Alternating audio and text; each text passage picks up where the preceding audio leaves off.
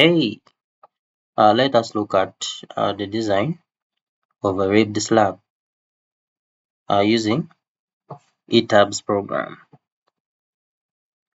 Uh, Ribbed slabs are one of the type of slabs commonly used in construction of recent. This is because of its advantages or with respect to cost and the reduced load transferred to the supporting beams. So let's dive straight to the program.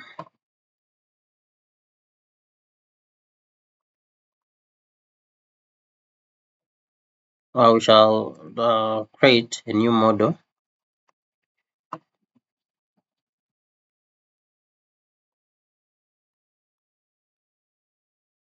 and we shall we shall use the metric SI units Euro for the default materials Europe and majorly our design code shall be the Euro code.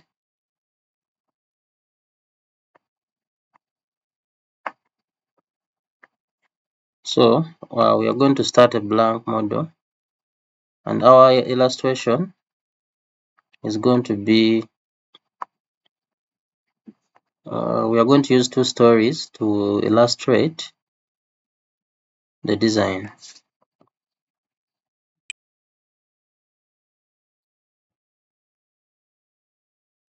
So for now, let's go with the blank model. We shall make adjustments later.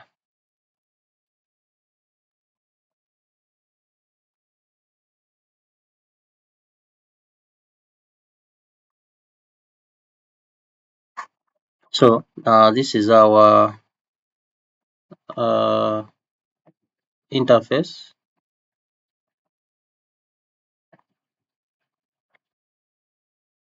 So we are going to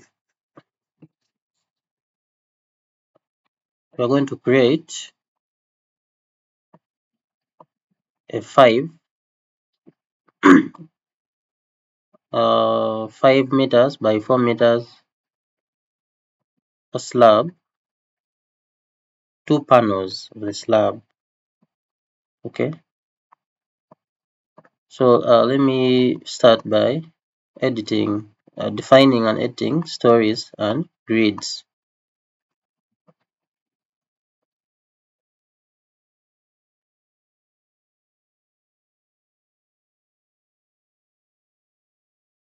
So we shall have shall call our base story as the foundation. Then our first suspended story as first floor. Then the second suspended story as second floor. Then let our foundation elevation be 1.5 meters down. That is negative 1.5 meters. Then such that our ground level, which is not modeled here, in order for it to be our zero level, then our first floor level with a story height of 3 will be, we'll have an elevation of 3.0 meters, which means from the foundation, if you get the 3 plus the 1.5, you'll have 4.5 as the height from foundation to first floor, giving us elevation of 3 as you can see here. Then from first floor to second floor, we shall have a story height of 3, making the elevation for that story 6 meters. For now, we won't have any similar stories. So click OK. Then, so this is These are our stories. Then we are also going to edit the grid system or to create grids for our model. So I prefer using grid spacing. Okay, so we have X direction grids and Y direction grids. Okay, so if you start with X,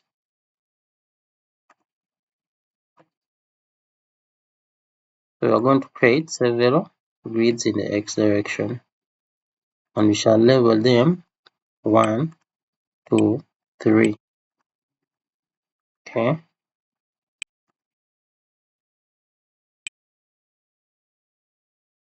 so 1 is going to be,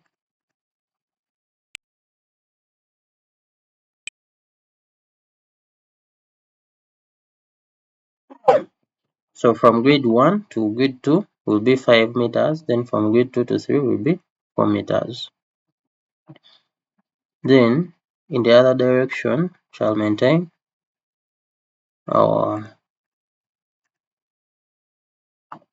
grid A and B to be 5 meters. Okay, actually I prefer labeling them the other way around.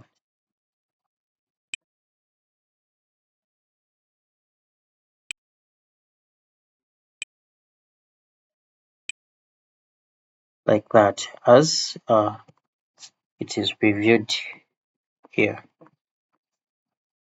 And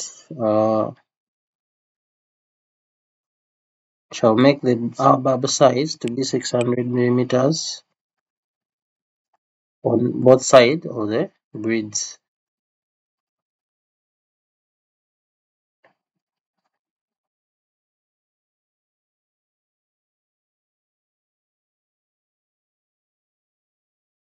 Then, okay, so this is it. So we are going to first of all model tentative columns and beams. Okay, so we are starting our model straight away. So let me switch here to all stories so that I don't have to remodel columns and beams separately. Okay, so for our columns, we're going to quick draw columns using this tool. Okay, alternatively you can use the domain bar. Okay, so you can draw all the structure elements using the domain. Okay,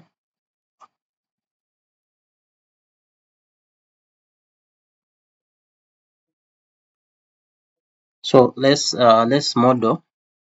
Let's start by modeling, then we shall assign properties later. Okay, you can see.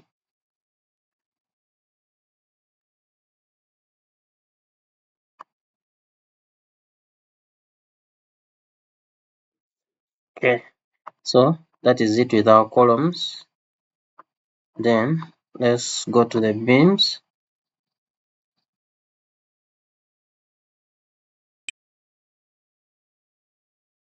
Quick drop beams. Again, this model.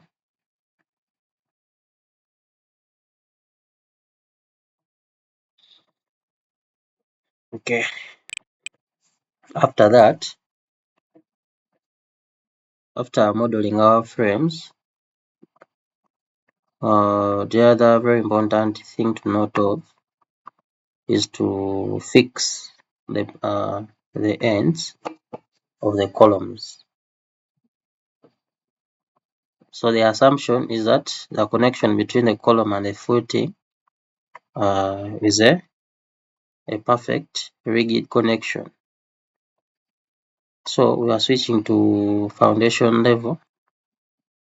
Okay, and we're going to fix all the joints beneath the columns.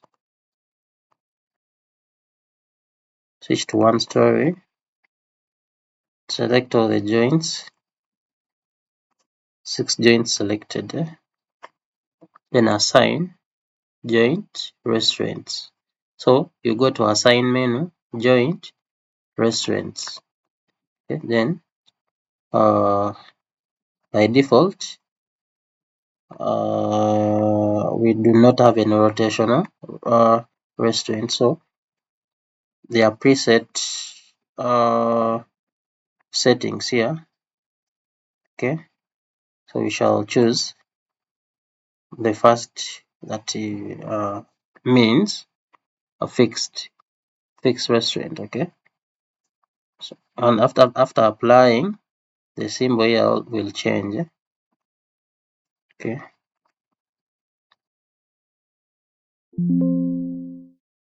okay, like that.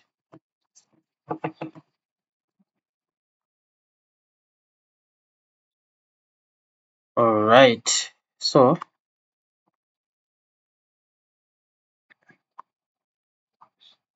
then let's also model the slab. So we switch to first floor. So we are going to model, or we are going to represent our ribbed slab in 2 forms. Okay, the first form which we are going to model on story one on first floor is going to be a slab. Okay, so a ribbed slab is a one-way slab, whereby the structural component of the slab, which is the rib or the ribs. Okay, the slab is a composition of the ribs, which are the load-bearing members of the slab. Then, in between those ribs, which are usually in form of beams, closely spaced beams, which are separated by a lightweight material. So in Uganda we use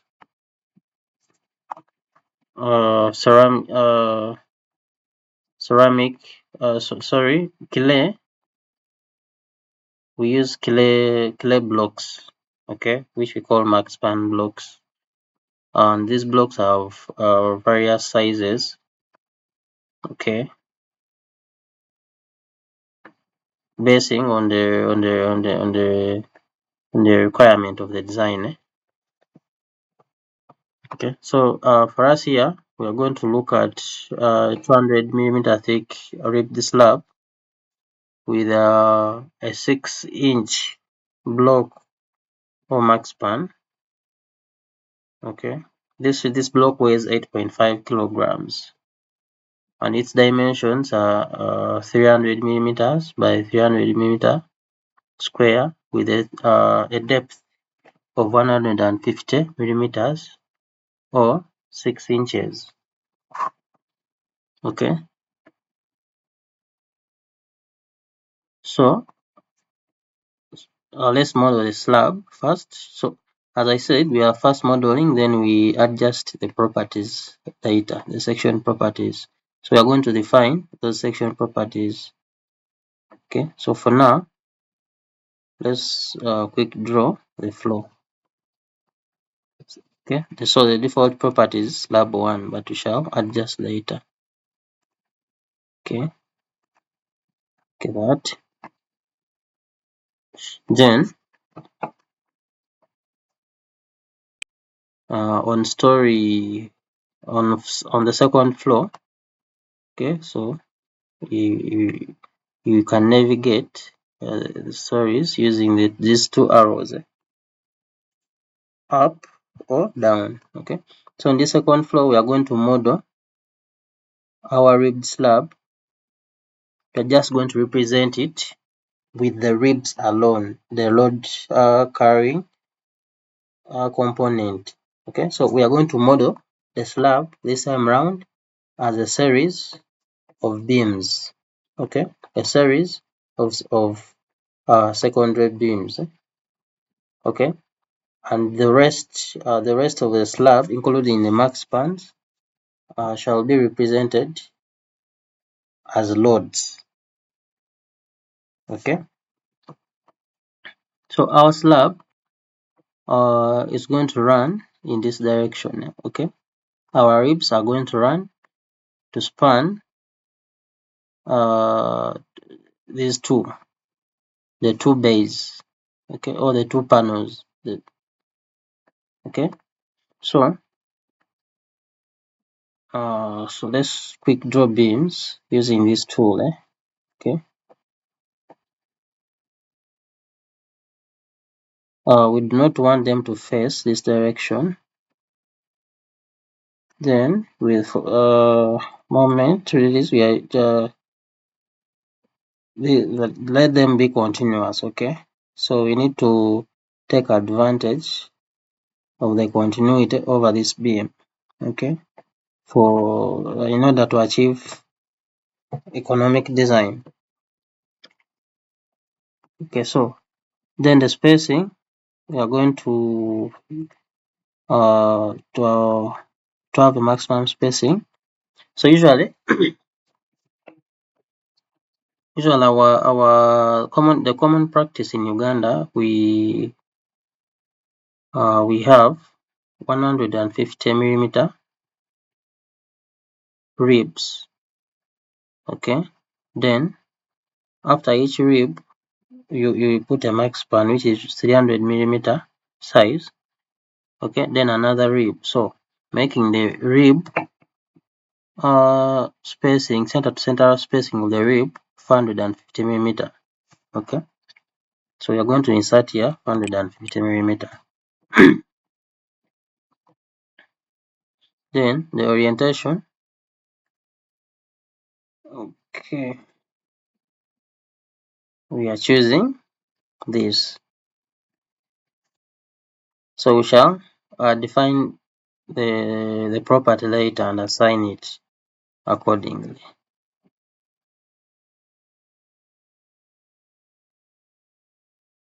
Okay, so for now, those are our ribs. Okay, so now you can see we have this and this.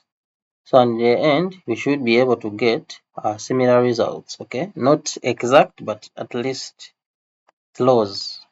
Okay, in other words, the bending moments, the shear force, and the deflection values shouldn't be so different from for the two models, okay, of the slab. Okay, so don't forget to save.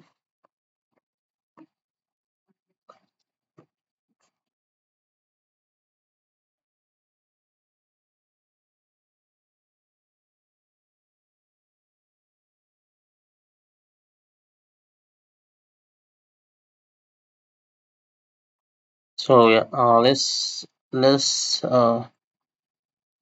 save our model as ribbed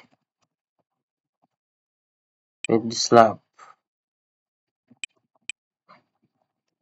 ribbed slab stereo.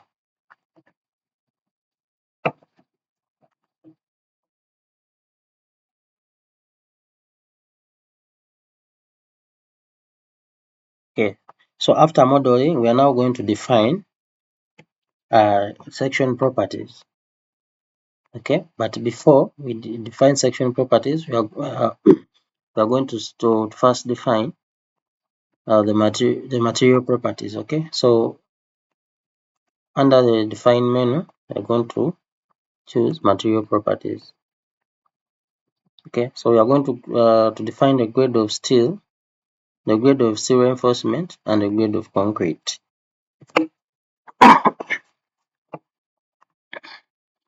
Okay, so let's start with the grade of concrete. So we can duplicate this, okay, by adding a copy of it.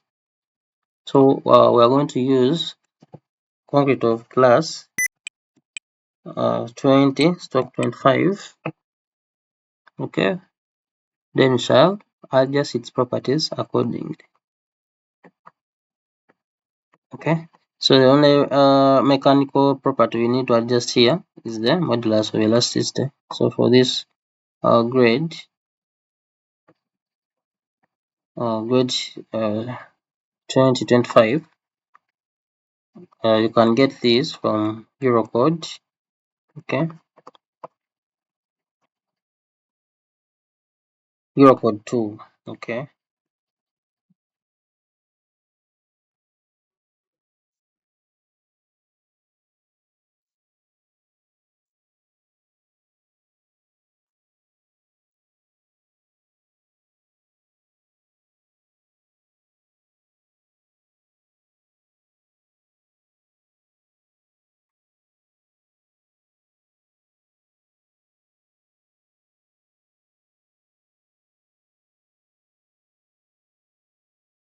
okay, so Eurocode 2 table 3.1. Okay, so for class 20/25, the characteristic cylinder strength FCK is 20, and the corresponding modulus of elasticity is 30,000 or 30 GPa, gigapascals. Okay, be the same as 30,000 megapascals. So we are changing this 3 to a 0. Okay, note that the shear modulus also adjusts automatically. Okay, then uh, as we said, since we change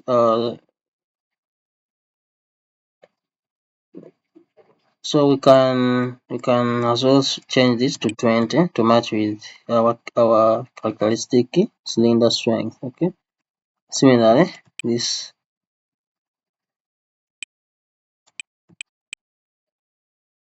Okay,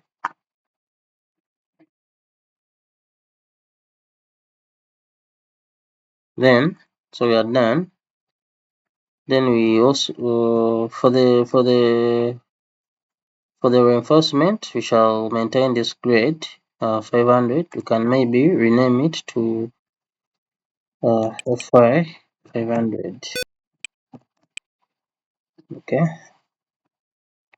so we are maintaining this grade of reinforcement. Okay, where our minimum yield strength is 500.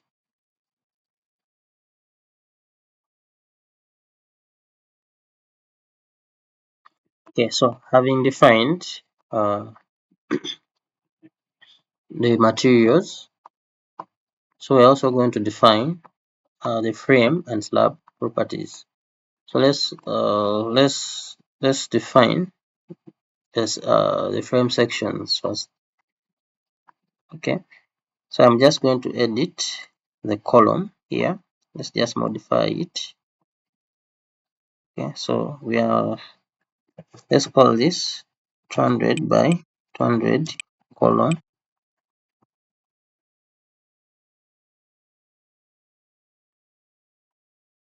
or let's give it 300 by 300 section. 300 by 300, the grade of concrete 20.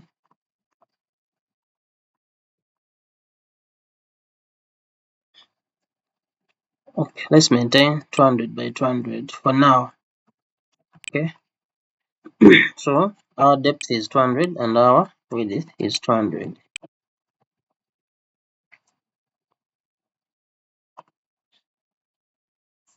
Okay, rebar. Then our cover shall be 30 longitudinal. Let's choose 2 bars per face, that is a total of 4. Okay, size 16 mm. Confinement, we shall maintain 8 mm with a spacing of 200. 2 legs per face. Okay, just like that. Then let's also modify the beam section. Okay. So we shall name this 200 by 400 beam.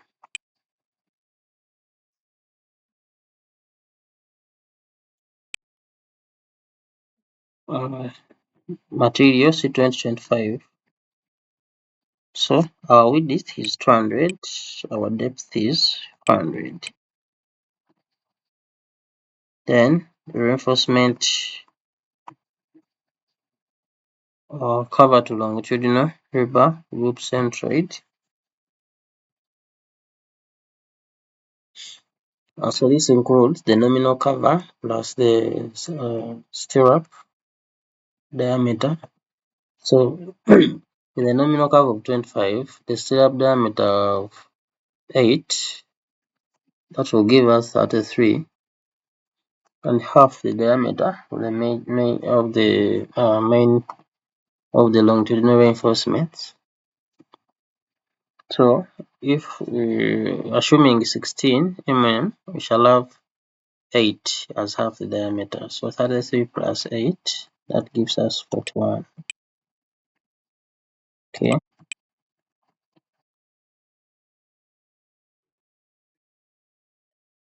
Okay, so we are done. So we can delete the rest of the properties. So this one can't be deleted right now because it's being used. Okay. Then you can now select all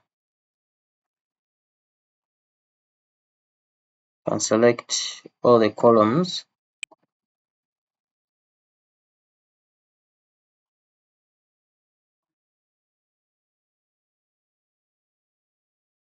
So let's select the columns.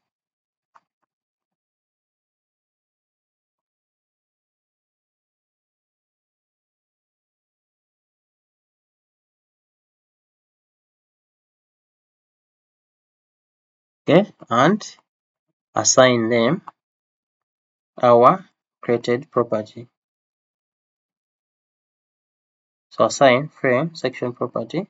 So we are choosing 200 by 200 property. Okay, and that is it. Then we're also going to do the same to the primary beams. Okay.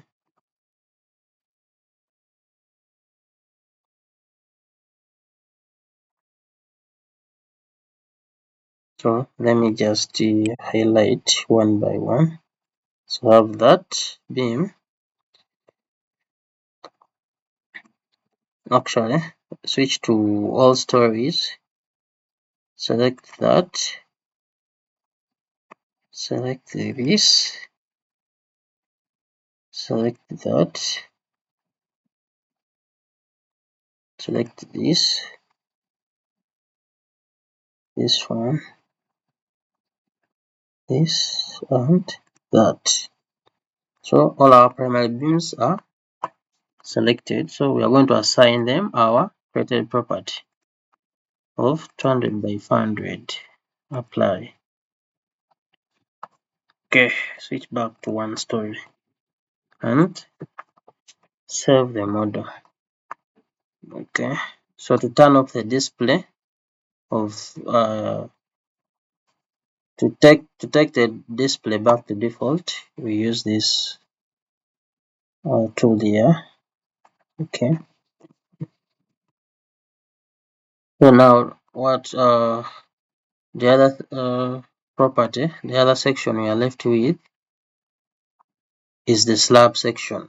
Okay, the slab section. So we are going to, and also for the rib. Okay, so we are going to define a section of frame. Let's first define for the rib. So since we are modeling it as a beam, it also lies under frame. Okay, so finally we can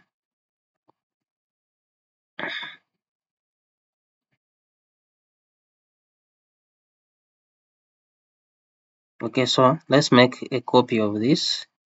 Let's just duplicate it. Okay, so we are calling this 150 by 200 by 450 by 50 rib. Okay, we maintain the grade of concrete. So the shape, uh, it's designed as a T. Okay, because uh,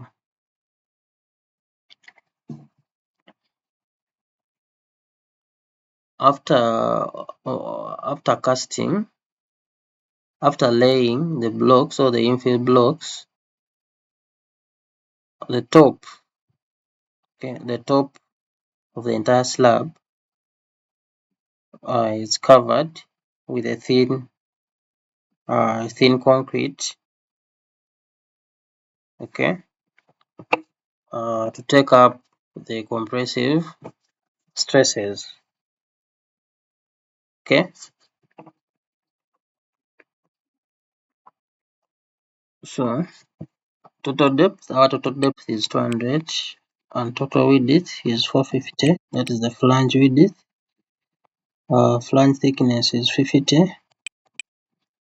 Web thickness, the web is the rib itself, so it's 150. Both uh, at the flange, which is at the top, and also at the bottom. Okay, so that is our T shape. Okay,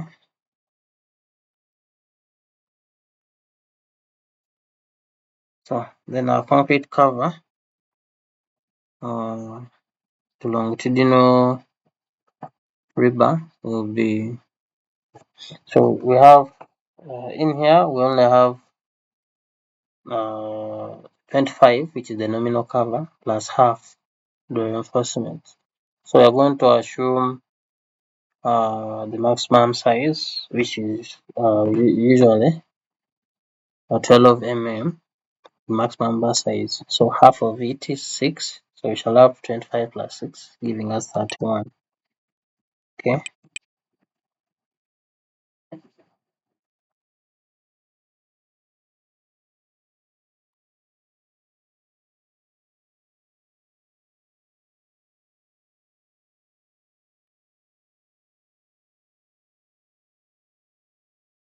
Okay. So that is it. That is our rib section. Maybe what we didn't adjust is a grade of concrete.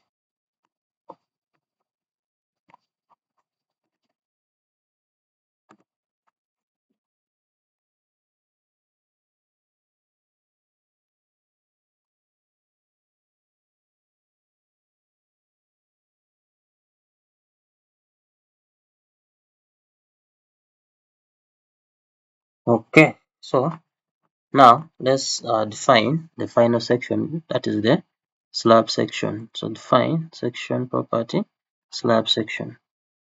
Okay. So we can just modify this, which is already assigned to our slab. Okay. Modify this to 100 mm ribbed slab. Grade of concrete is 2530. The modeling type. So here we have 4 categories. Okay. Whereby let me start with the layered category. This one, which involves different materials. Okay, so you manually define the different materials. In other words, the slab, the models a composite slab. Okay, when it comes to membrane, when you model your slab as a membrane, so this is a slab that does not have out of plane stiffness. Okay. In other words, this slab does not bend, does not transfer bending moments. Okay. Out of plane bending moments. Okay. So it entirely transfers all its loads to the supporting beam without it taking up any of the out of plane forces. Okay.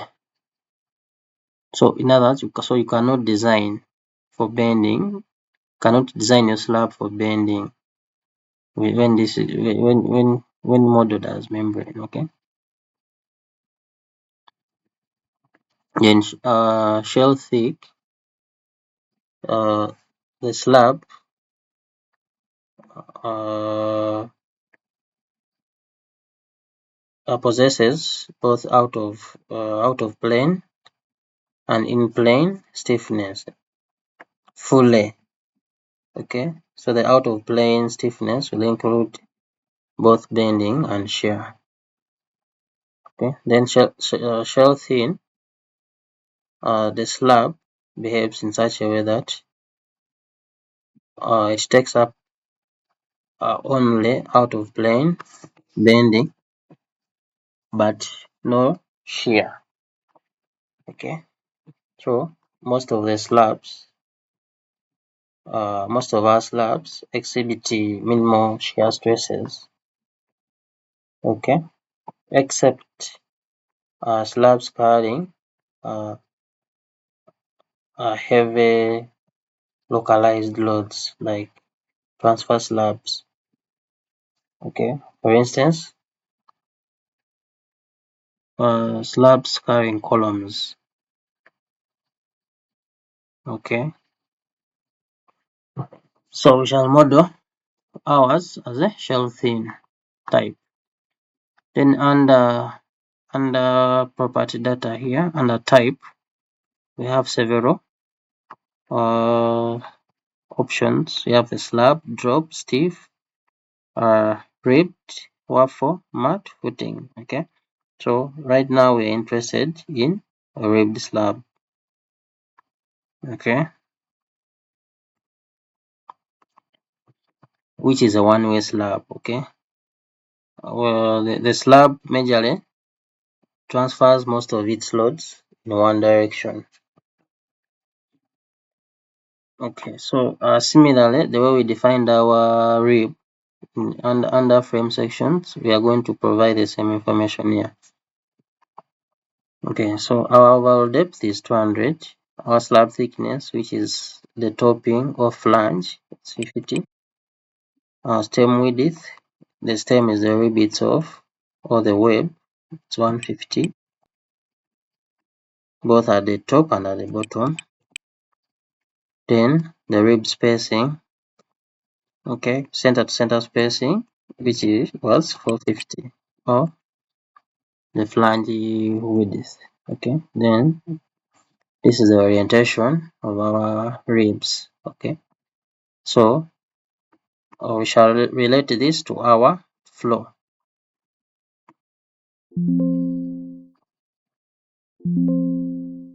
Okay, so for now let's save this. So let's switch to the level where this applies. Okay, so let's cross check whether our property is already assigned. As you can see, it's already assigned. So applies to this. Okay,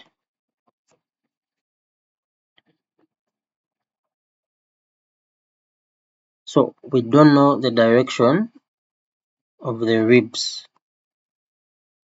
So by default, ETABS does not show the direction, does not show the ribs, and you have to manually activate them or display them. Okay, using the display options.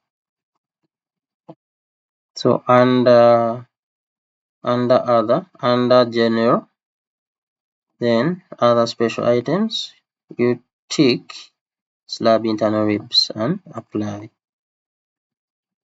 Okay, so luckily the default direction of our ribs is there, the direction we are interested in, as you can see.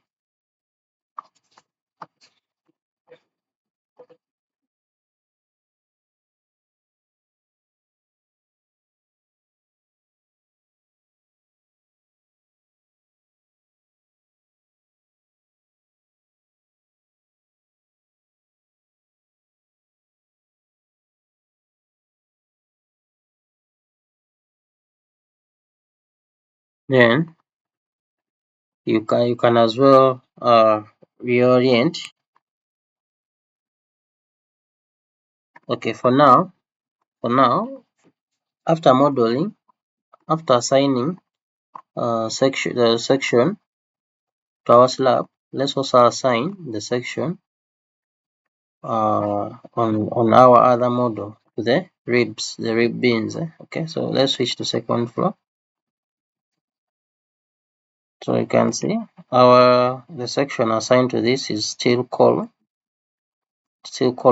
which is wrong. So let's highlight all the ribs. Okay, like you can see, then assign frame section property. We assign the rib property that we defined. Okay, all right.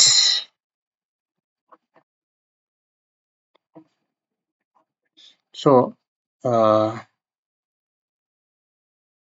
so far we are good to go, and the only thing we are left with in modeling is defining and assigning loads. Okay, so we shall have two load cases, the dead load case, which shall consist of the self weight of the building and any additional super dead load, which will include the finishes, the floor finishes, and the weight due to the filler block in the rib slab. Okay, our max span block.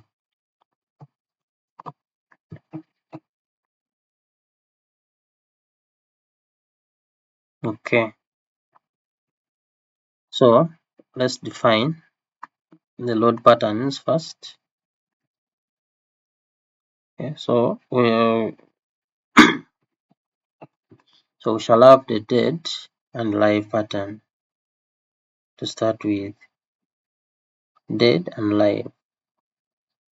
Okay,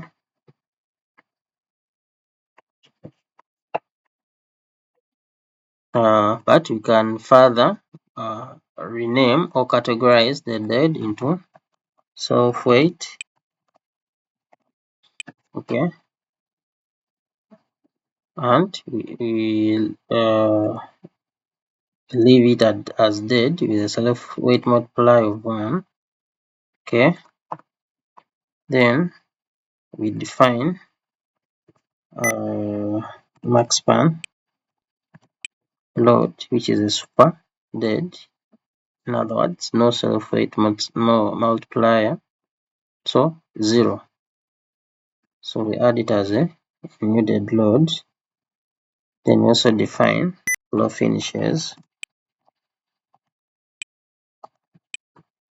Okay, or slab finishes. This includes both floor and ceiling finishes.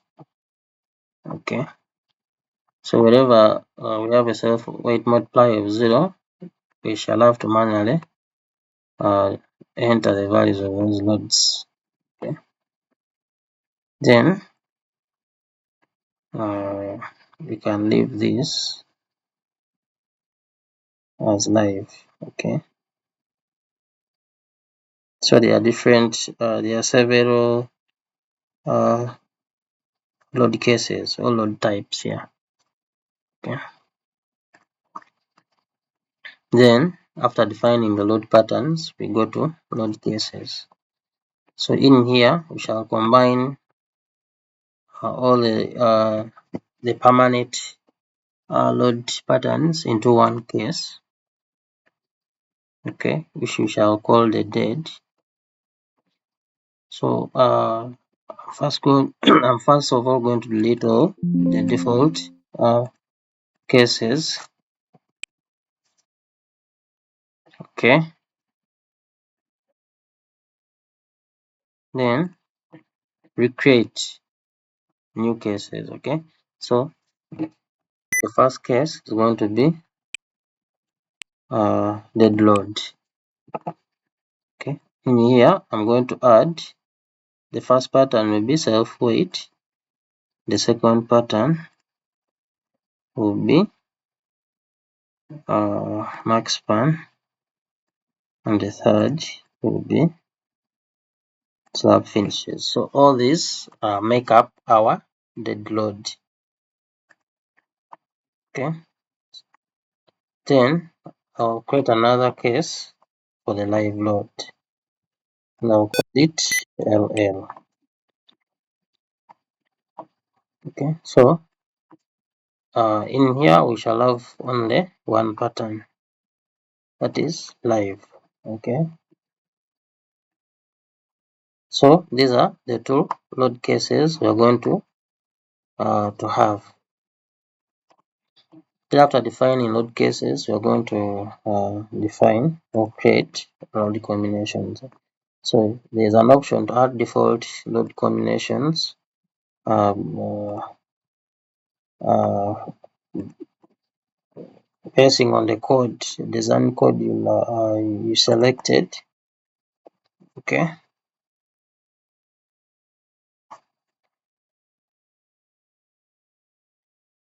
But for us, let's just create two combinations. One combination. Okay. So one combination will be 1.35. These are our safety factors for loads for dead. That is the safety factor for dead load. Then plus 1.5 live load. Okay. So we shall now add the two load cases here and append those factors, 1.35 and 1.5. Okay, then let's just duplicate. So this shall be used for strength design. Then let's also create code for combination for serviceability checks. So let's just duplicate this. We call this 1.0. So we are not factoring out this.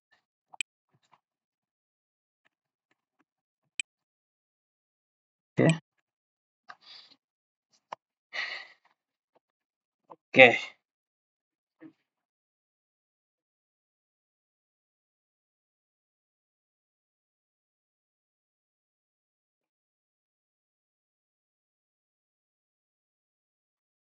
Then let's switch to slab, the slab model.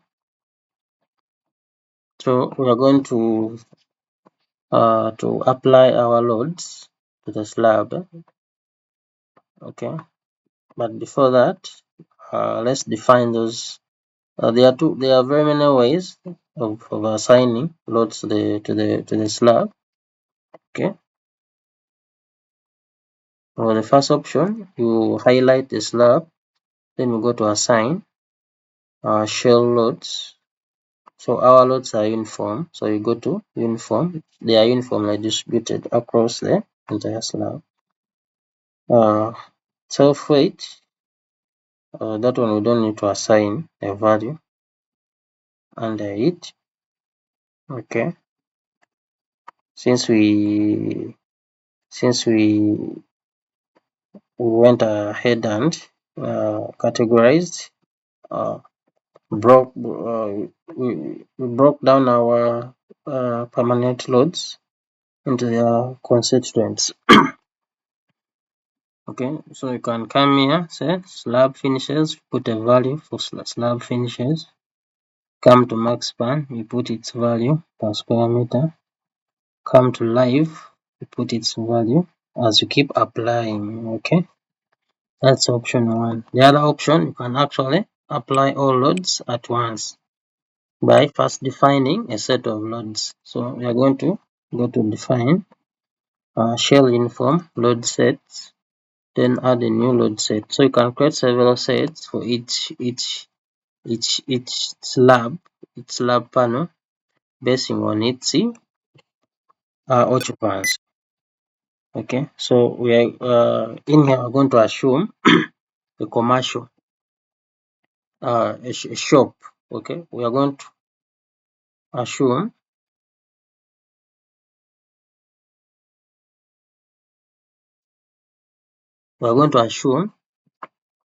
a shop for the first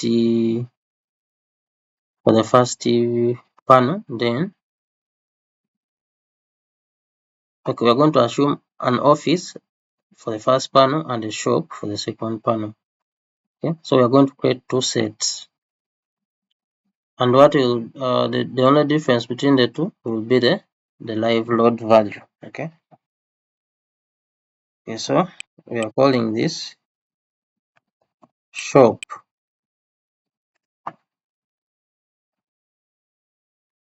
and we are adding all the load patterns. Okay,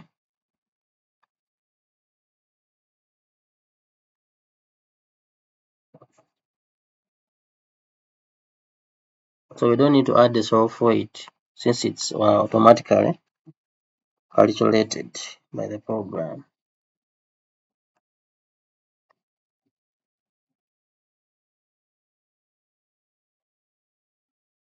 So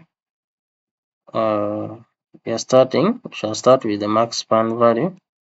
We do the slab finishes and the live. Okay, so for the max span, we said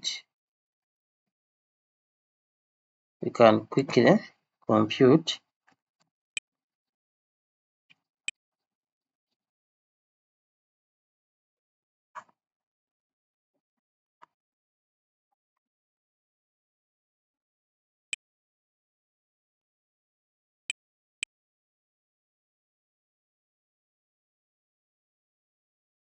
so as we said, our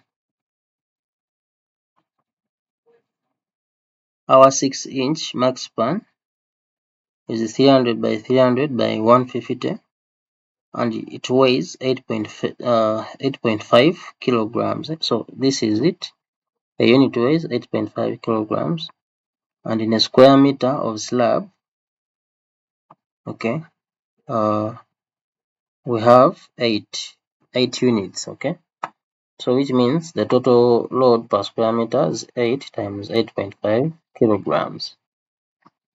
Okay, 8 times 8.5, giving us 68 kilograms, which when converted to kilonewtons, so we shall multiply that by 9.81, convert to newtons, then divide by 1000, convert it. So it is 0.67 kilonewton per square meter. Okay, 0.67 kilonewtons per square meter. Okay, so we put here 0.67. Then for finishes, finishes usually range between 1.2 to 1.5. So let's take 1.5. Then the live load, you shall read this value from the relevant code. whereby here we are using Eurocode. So Eurocode 1 for loads.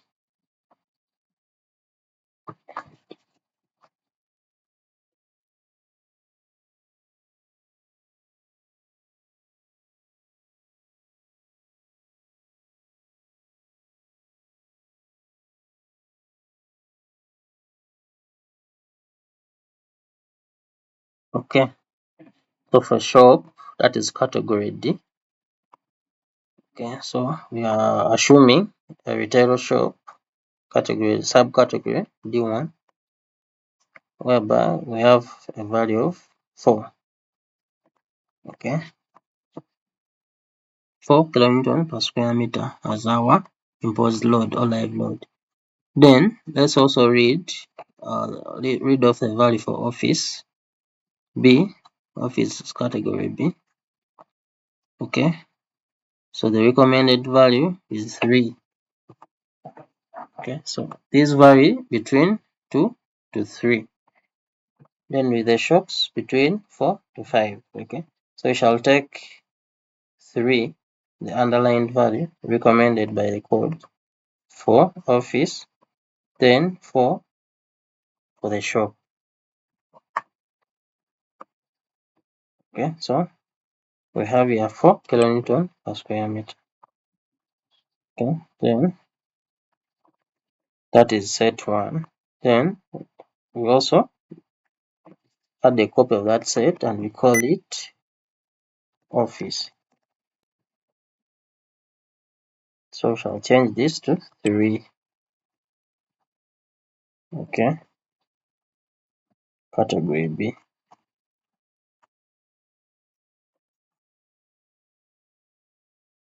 Okay, then say okay. So that is it. We are done defining our load sets. Okay, so this is going to be our office and this is going to be a shop. So let's first select the office space, then we assign shell loads, then uniform load set, then choose office and apply. Okay, then we go to select our this meant to be office, but you can reassign and replace. Okay, office, apply. Then this is meant to be shop, assign shell loads, uniform load soaps, then shop, apply. Okay, when you right click here, you can confirm the load definitions. Okay, so then we are going to apply the same loads this time around to the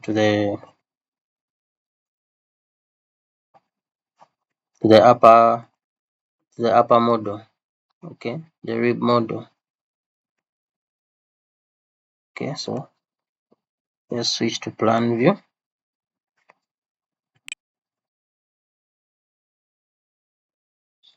Okay, so since this is a 2D member and the ribs are 1D elements, so they are loaded as beams.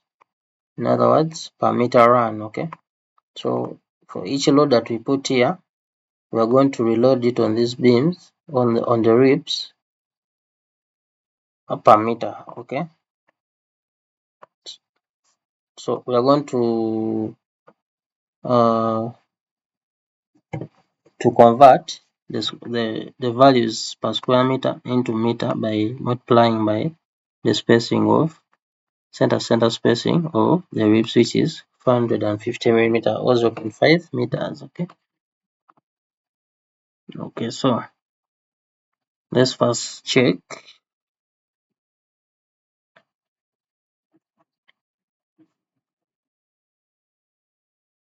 So starting with the office, so we have our max span load of 0.67, so shall multiply it by 0.45.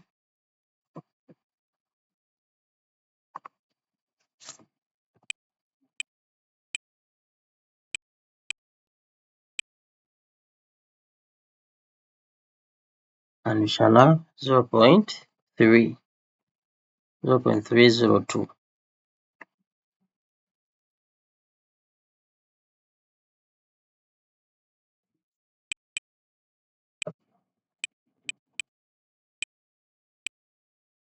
Okay, 0.3.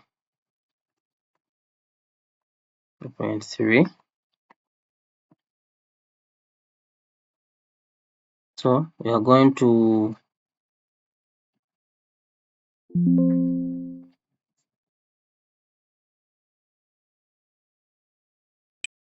select all these ribs and apply.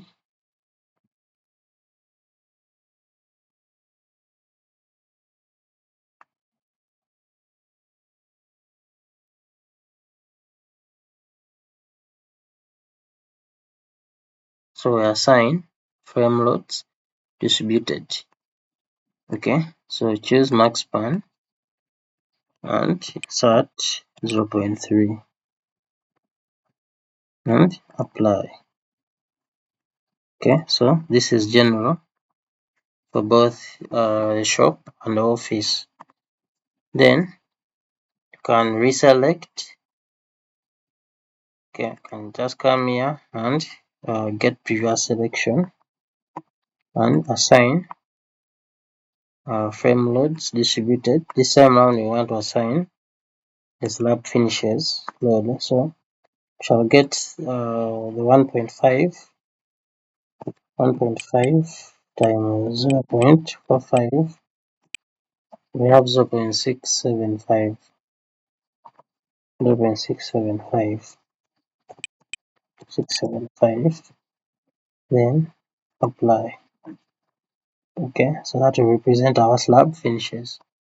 Then we reselect and apply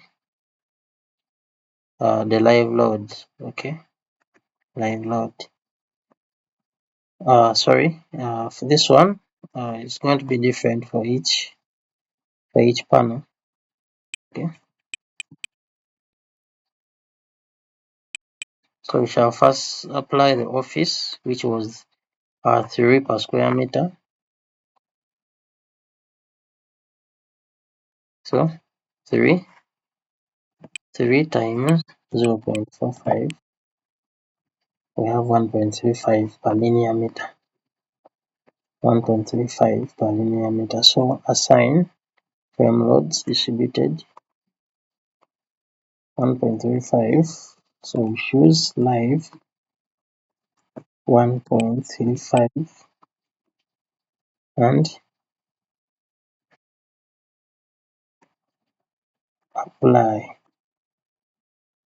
Okay, then we select this 4 times 0.45, have 1.8. So we're going to apply 1.8 on each of these ribs. Okay, so assign frame loads distributed live 1.8. Okay, apply.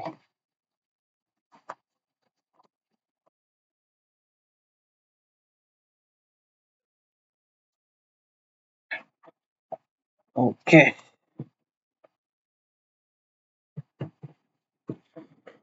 so after that, having uh,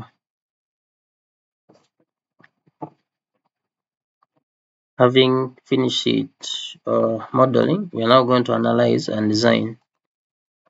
We are going to analyze our model and now design our slab. Okay.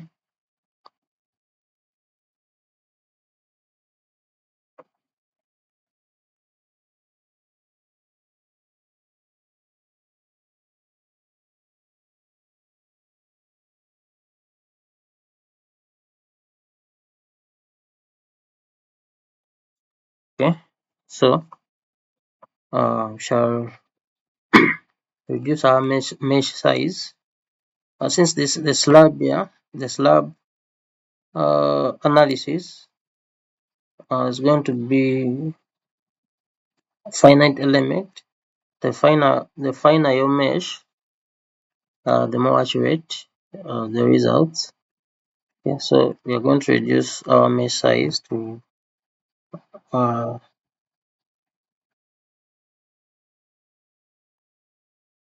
0 point say 1. Okay, we need accurate results.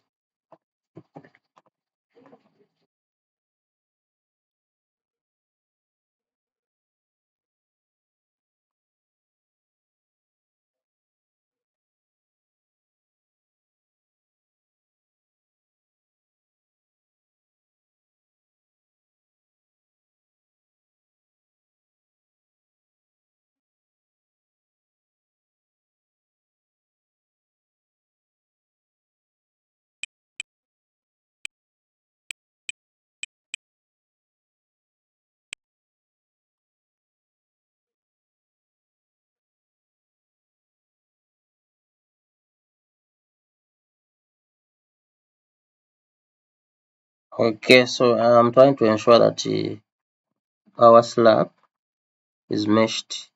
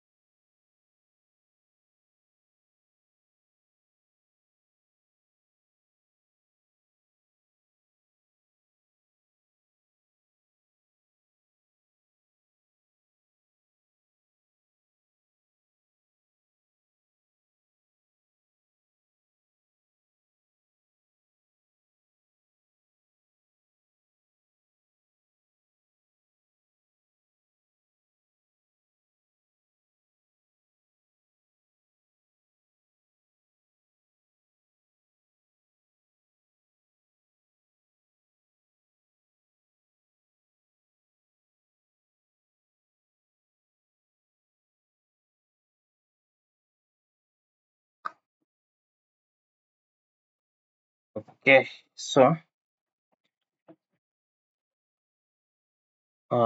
we can now analyze. Okay, we can run analysis for our model.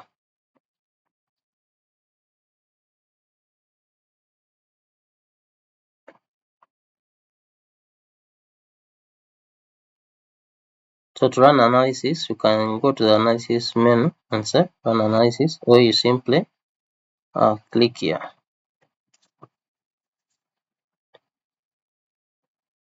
Okay.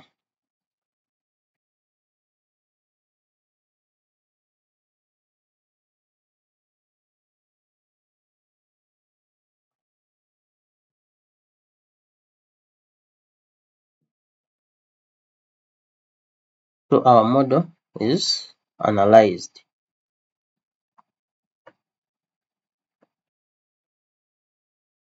So this is our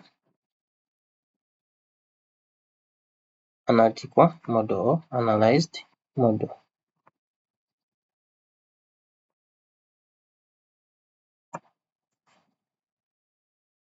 Deflecting in that manner.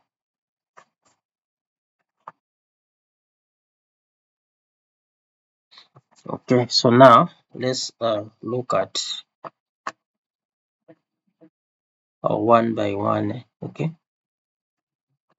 so let's start. Let's look at the deflections. Okay, so for this we shall display our deformed shape from there and switch to our serviceability node combination. Okay, then apply.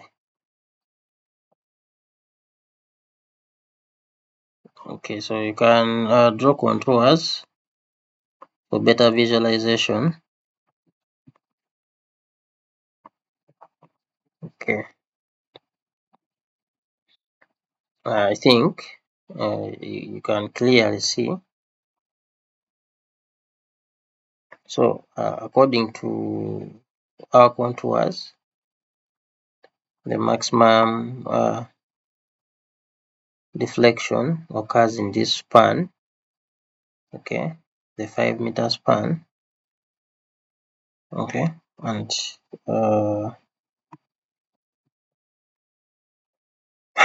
as you can see, can relate using the legend below. Okay, so our deflection is beyond 8.4 due to the color coding you're seeing. Okay, so we have the exact maximum value or the minimum value. Maximum means upward deflection. Okay, then minimum means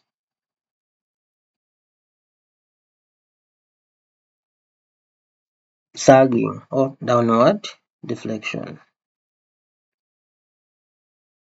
Okay, so we have a value of 8.755. Okay, so you can now compare this with the limit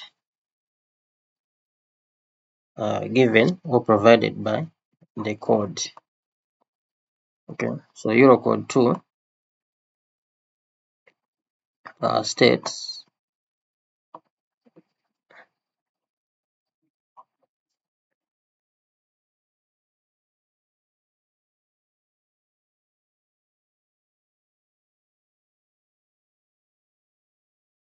Eurocode 2 clause 7.4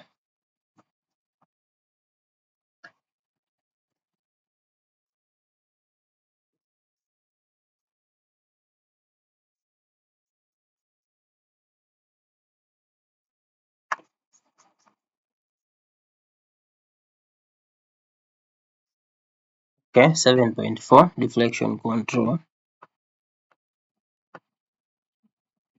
provides safe limits for controlling deflection. So subclause 4 states the appearance and general utility of the structure could be impaired when the calculated sag of the beam, slab, or cantilever subject to cast permanent risk span out of 250. The sag is associated with the supports. Okay, so this will apply when you in case your slab or beam is not carrying any brittle material. Okay, so in this most of the projects or most of the finishes like being used nowadays are brittle. For instance, the ceramic tiles. So under such subclause 5 sets, deflections that could damage adjacent parts of the structure should be limited. Okay, so those adjacent parts include the brittle material or the brittle finishes. So for the deflection after construction, okay, during the finish, after construction would mean the tiles, okay, the brittle glass, whatever, are usually put after erecting the frame. So span out of 500 is normally an appropriate limit for corresponding loads. Other limits may be considered depending on the sensitivity of adjacent parts. So we shall take span out of 500 as our limit. Okay. So 8 is 8.4 beyond the limit, or it's not. Once you get a value beyond your limit, you increase the section. You stiffen your slab section by either increasing the topping thickness, okay, or you generally you adjust the depth of your slab, okay.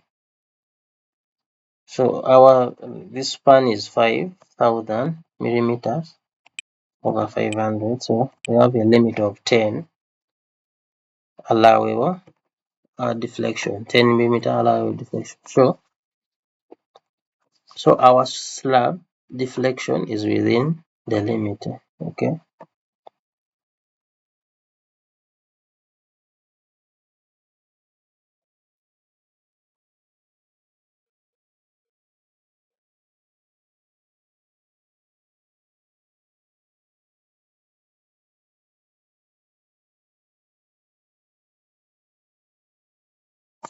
Okay, so that is it. So to design such a slab,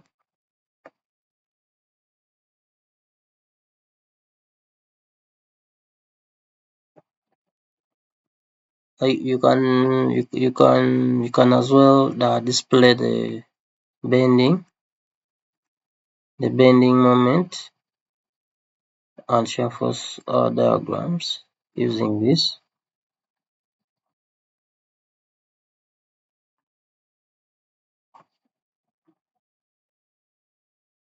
Sorry, this is for the frame, okay. But the other thing I wanted to show you is that you can clearly see that most of the loads go to the beams in the direction of the ribs, okay. So the beams parallel to the ribs carry minimal take up minimal moments, as you can see, okay. See that the middle beam is heavily loaded, okay, with a bending moment of 113, okay, and the side beams are just having 19 them as the maximum bending moment. Similarly, with the shear, you can see that we have maximum shear of 17. Sorry, not 17, 114. Okay, 114. Then the unloaded beams have values of 17. Okay, so to design our slab, we are going to draw a strip, okay. We can as well display a finite element forces, okay,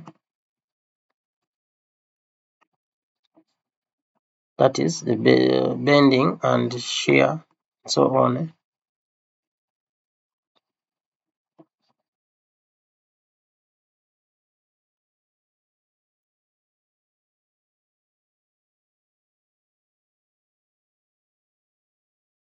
Okay, so uh,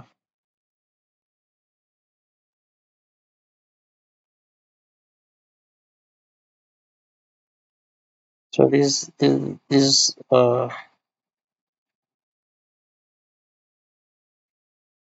when you hover uh, around, you can get values of bending, okay, in direction 1, okay, then values of bending in direction 2, Okay, so, but all this will make more sense. All this will make more sense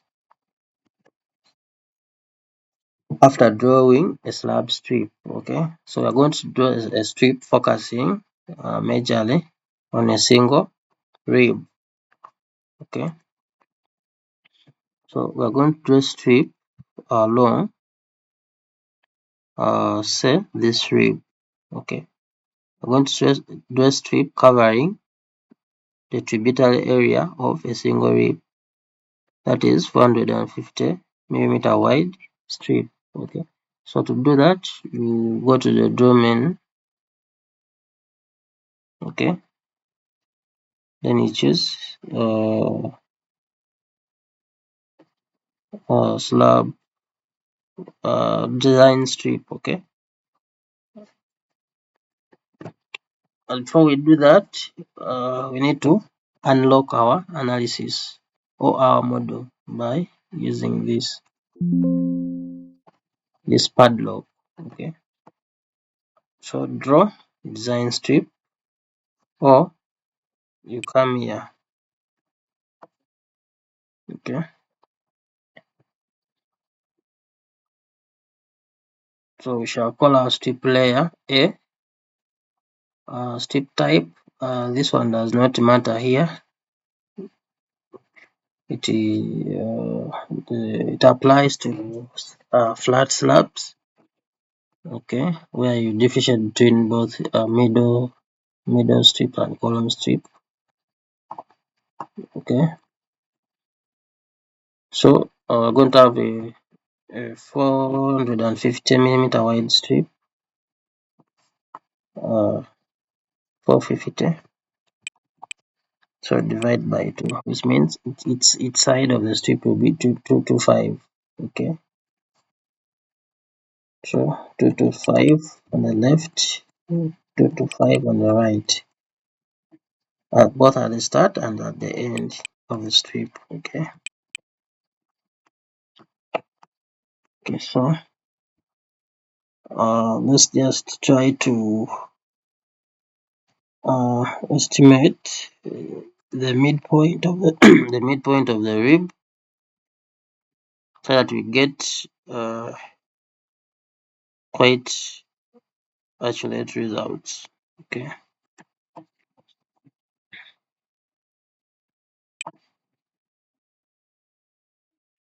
you can turn on the display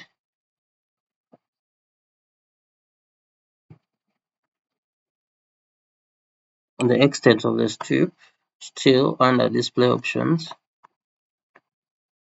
Okay,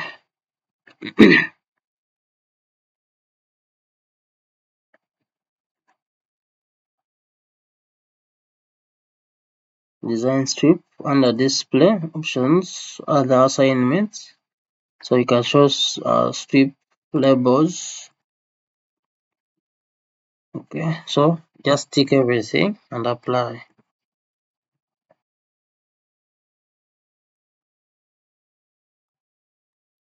Okay, so that is it. This is the extent of our strip. So after defining our strip, you rerun analysis.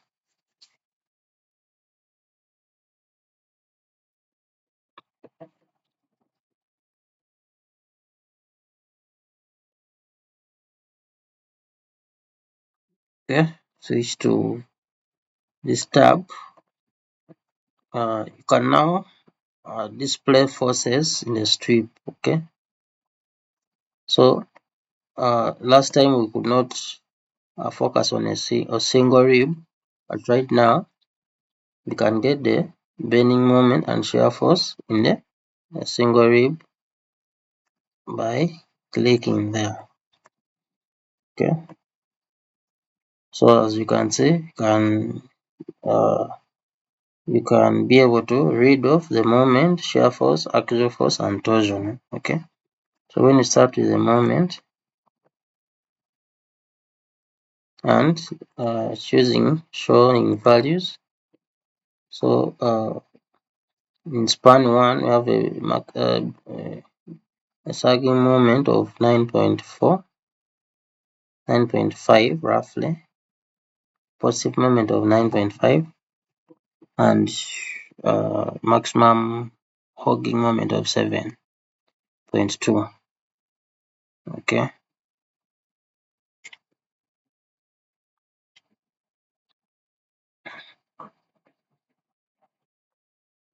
So both values are displayed down here.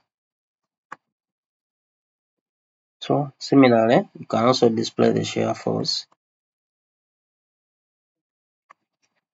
where we have a value of 11.7 and 12. So we have a maximum of 12.15 kilonewtons.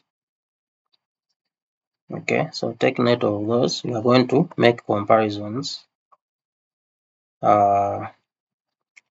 with the rips with the model 2. Okay,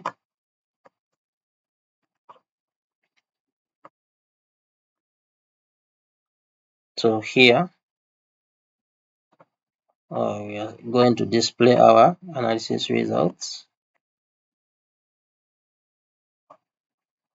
as frame results. Okay, so we choose to our design combination, our strength combination, select moment.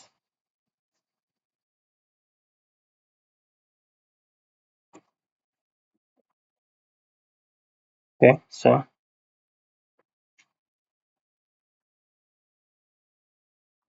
and turn on values. So you can see we have 9.6 as maximum bending. When you right click on a frame, all the values are displayed. So 9.6 and 13.13 in this model. Okay, 1.6, 13.93.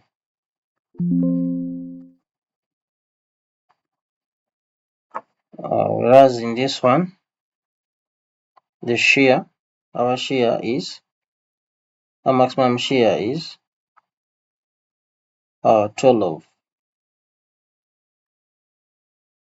Okay, 12.15. But in this one, our maximum shear is 13. Okay, 13.1. So not so different. Okay, then bending.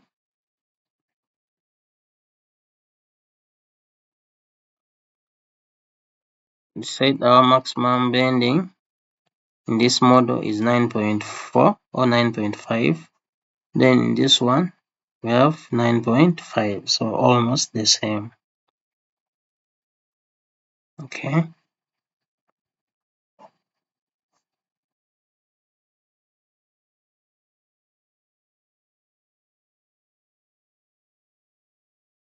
so in the other model, our hogging moment is 7.2, the slab model, whereas in the beam or rib model, secondary beam model, we have our sagging moment as 7.3.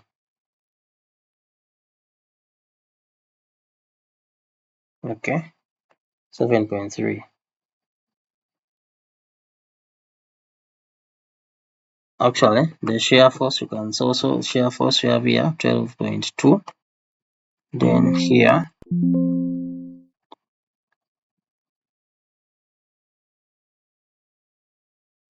here we have a shear force of maximum shear force of 12.15. So our analysis results are similar. Okay, then here we had the deflection of 7.8 point. Deflection was 8.4 maximum deflection. Okay, but then here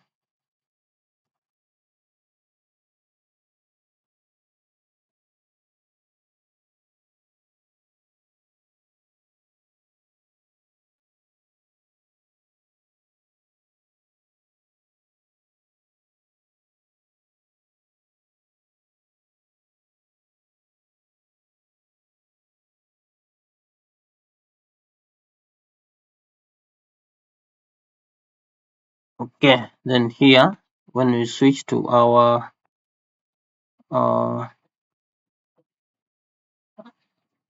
serviceability case or service load combination, according to this model, we have a deflection failure.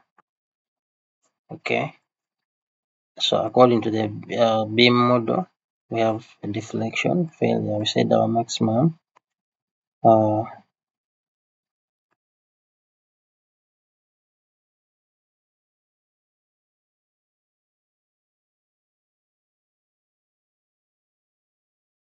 we said our maximum was 10 millimeter. So this one slightly exceeds the maximum. Okay, so which one is more realistic?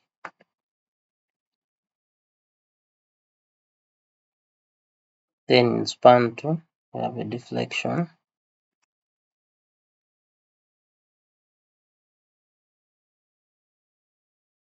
of 8.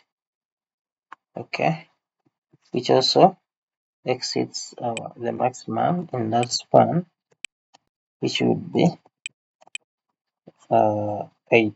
So it slightly exceeds the maximum. Okay.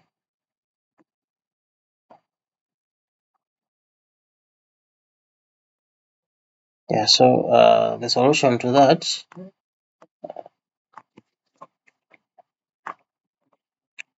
is that for usually for deflection checks, the live load, we do not use a full live load. Okay, we do not use full live load for design check, but we use quasi permanent, which is a reduced live load. Okay.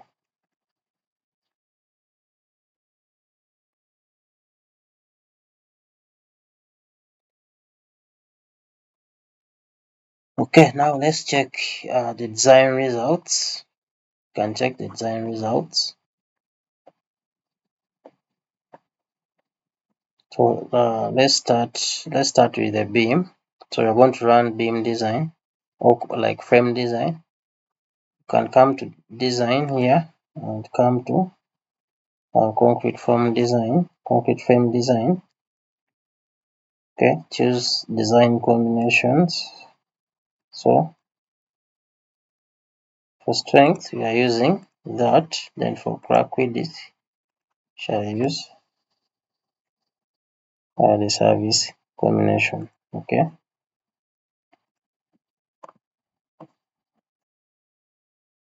Okay, so similar for slab design. Okay, slab design shall choose design combination. Shall choose all. Okay. Then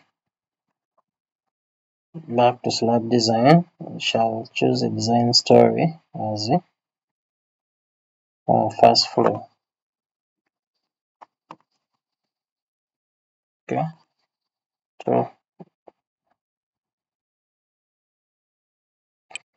So you can now start frame design to design our roof beams here. So concrete design, start design, or you can simply come here and click on that.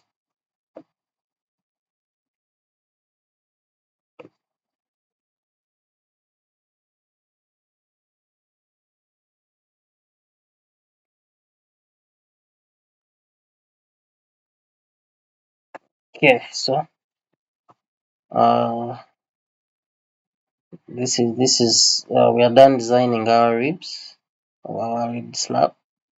Consider the maximum area of steel required in a rib is 208 at the bottom.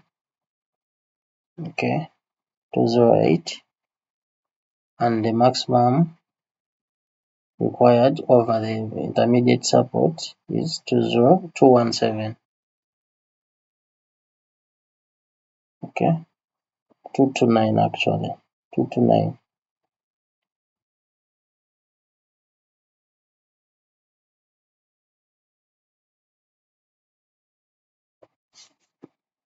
Okay, so 208 bottom.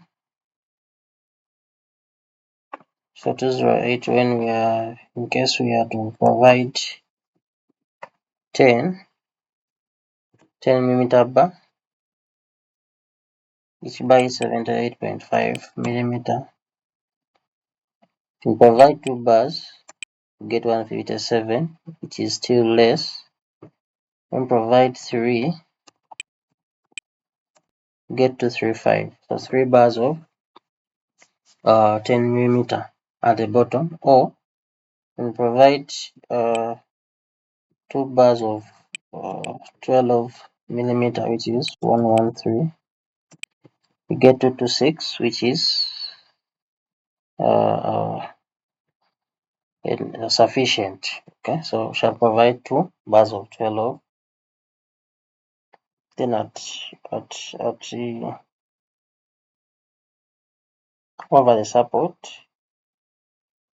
see, over the support we require more. Okay, let us see 3 bars of 10. So 3 bars of 10 are sufficient over the support. So shall provide 3 bars of 10 both at the bottom and over the support. Okay, so we are done with this model. Let's compare it with the slab model by running slab design. Okay, so you can go to design, concrete slab design, and start design, or simply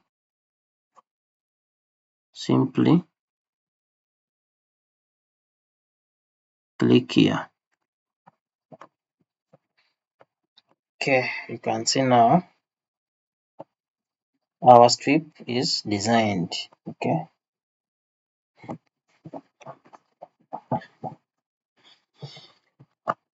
all right.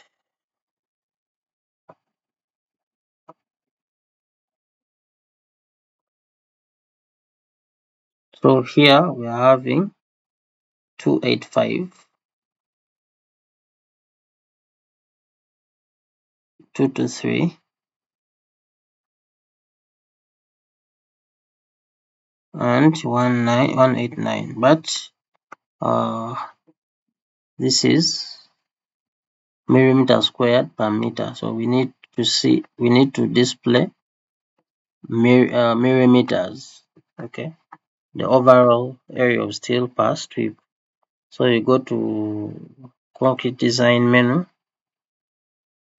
slab design menu, then you display flexure design. Okay, so design basis shall choose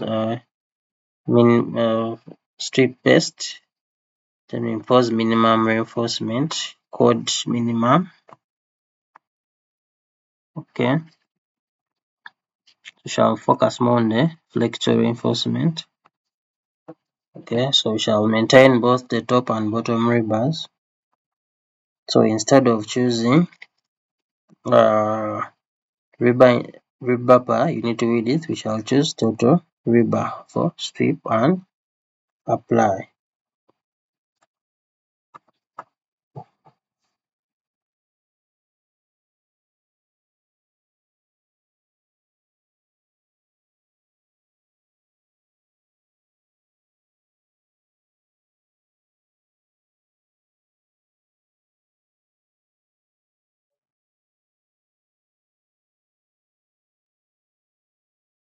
Or we can as well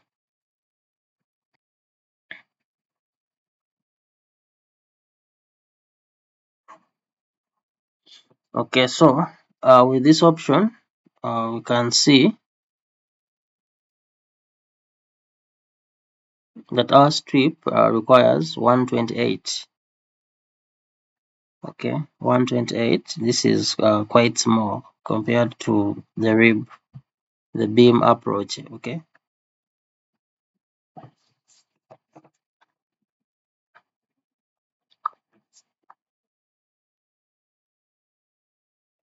all right. So but you can as well display them in form of bar size, number of bars, sorry.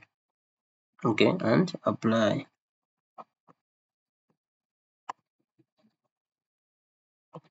Okay, so with the slab approach, 2 bars of 10 are sufficient. Okay, or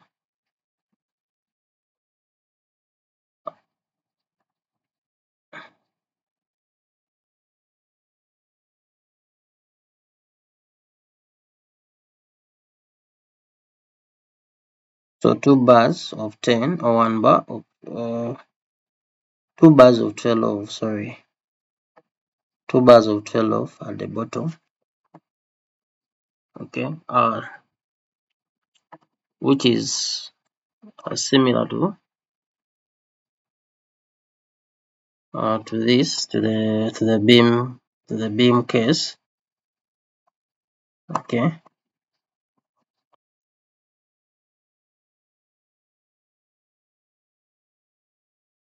so I guess the difference in the area of steel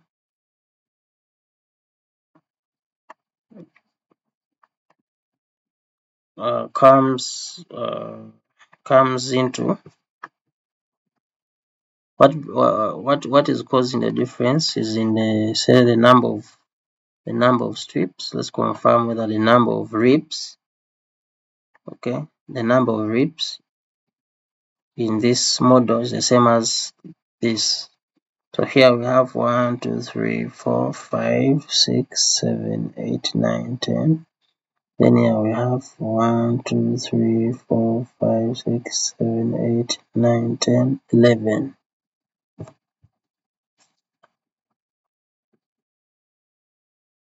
So we're having 11 ribs here. Okay, so that is contributing. I think it is contributing to the difference. And then what else?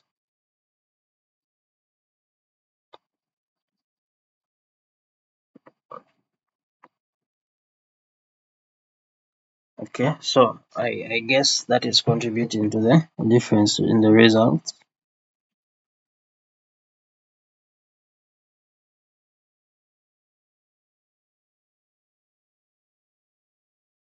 So basically that.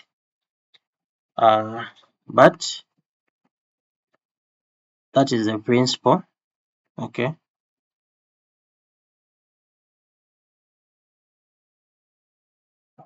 So in case you're working on a real life project, I think at this point you are able to differentiate between the two approaches. So you can either choose to go with this beam approach, which is more conservative, or you take this less conservative approach, okay, of modeling the ribbed slab as a slab, or modeling it as a series of beams. Okay. Uh, Thank you for watching. Hope you get to learn a lot and apply the knowledge to your projects. Kindly feel free to leave any comments, any uh, knowledge and advice. Thank you. Stay well.